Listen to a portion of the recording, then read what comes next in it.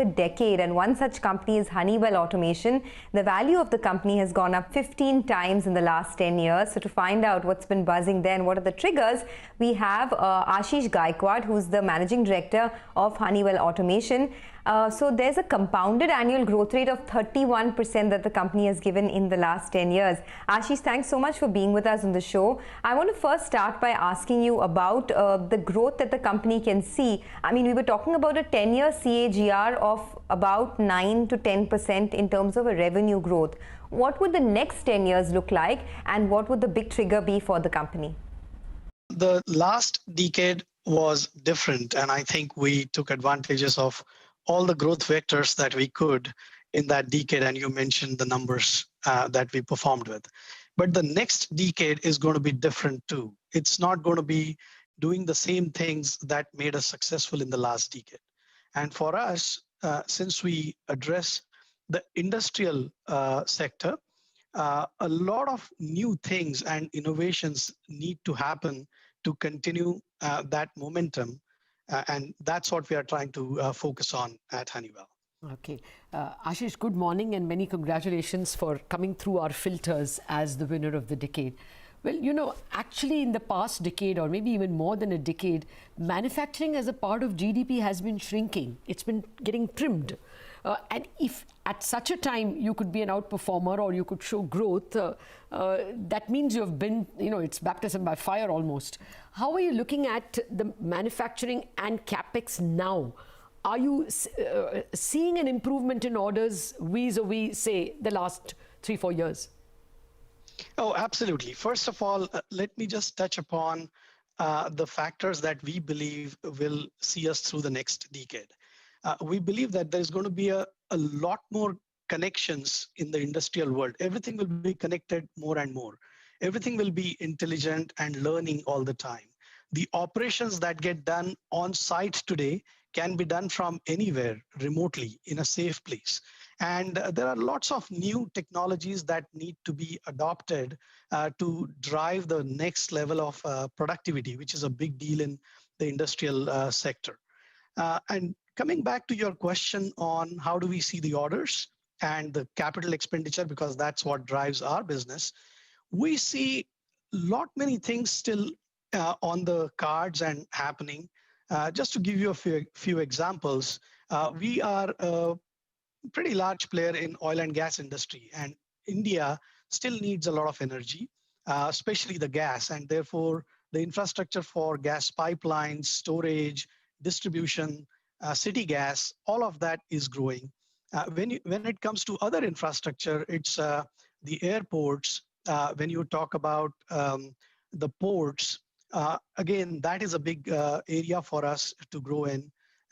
Even the new types of buildings, post-pandemic, there is going to be a lot of demand on what we believe is healthy buildings. You know, the buildings that have the right ambience, where you can create the tools for maintaining social distancing, security, safety.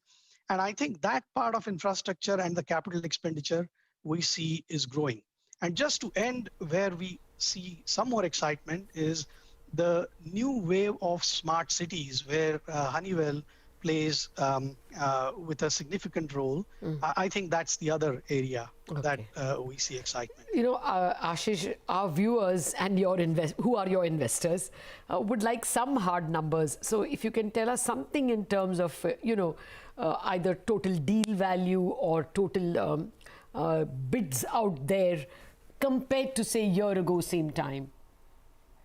Well, we are cautiously optimistic about the deal value and the growth, because it's not going to be a fast recovery. I think it's more of the confidence of people and therefore they believing in these investments that I talked to you about just a while ago. I may not be able to make any future-looking statements. It's not something that we do at Honeywell. But what I can tell you for sure is we are extremely focused on the growth vectors that I just talked to you about. And on top of that, we are trying to bring in the revolution in the software industrial world. Just like the way we in our day-to-day lives have seen revolution through the smartphones and the connectivity that we have, It's exactly the same experience we are trying to bring in as far as the industrial world is concerned. And therefore, a lot more digitization, a lot more software, and also what we call as industrial cyber security. These are some of the new things that we'll see in the new orders that we will be booking in the time to come.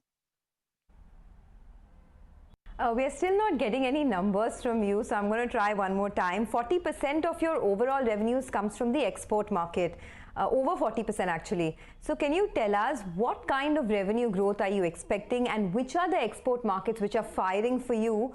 Do you see any caution because of, the renewed lockdowns or the restrictions taking place? Well, yes, certainly we are not out of the woods yet. You can see what is happening in Europe, what is happening in North America, and we are not isolated or insulated from the rest of the world. So therefore, we have been cautious about it. At the same time, we don't see that the big projects that they have, the customers have committed to, either inside our country or outside, in the rest of the world that we serve, they have not been cancelled. They probably have been a little bit delayed, and we still feel that 40-45% exports revenue that you mentioned will continue in our portfolio. Okay. Are exports firing faster than domestic capex?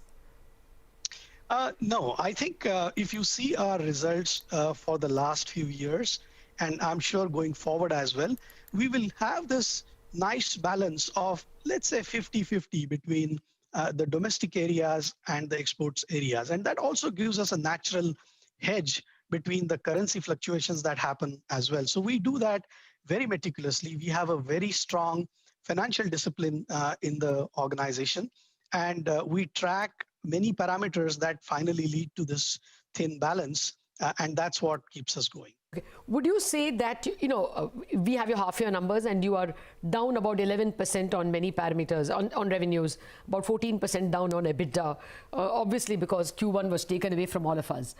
Will for FY21 at least end as good as FY20? Would you be able to make up lost ground in H2? Yeah, so maybe that's a fair question that you are asking. I think we are planning, and we always plan for some of the worst situations, but obviously do efforts for the best situations. We are planning to make sure that we will do better than the 2020 in 2021. Oh, that's a big one. That's a big one. Not many people have been able to do that except in some chosen sectors. Ashish, it was a pleasure speaking with you. Thank you very much for joining us, and may the decade ahead be better than the one that we put behind. Have a great 2021 as well. Thank you so much. Okay, and as always, we'll take a quick look at Honeywell Automation's financials over the past few years. Although this is a decadal analysis, this is the revenue growth of the past 5 years. And the last one that you have are estimates of Anand Rathi, I think. The FY22, we should have put an asterisk over there. Those are estimates. And after revenue, I think we've got EBITDA as well, and the profit picture. I just want to warn you that FY21 and 22 are, if I'm not mistaken, Anand Rathi estimates.